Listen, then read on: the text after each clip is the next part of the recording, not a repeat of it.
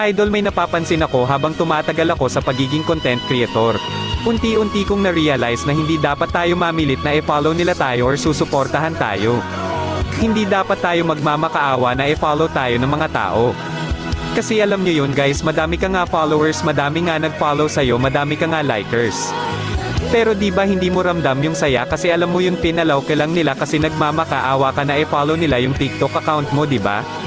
So ayun guys, habang tumatagal mas na-realize ko na kung dapat mas pahalagahan natin yung mga taong finalo tayo kasi masaya sila. Or napasaya natin sila sa videos natin kaya nag-follow sila. Tapos idol, pahalagahan natin kung ilan followers natin, mataas man or maliit.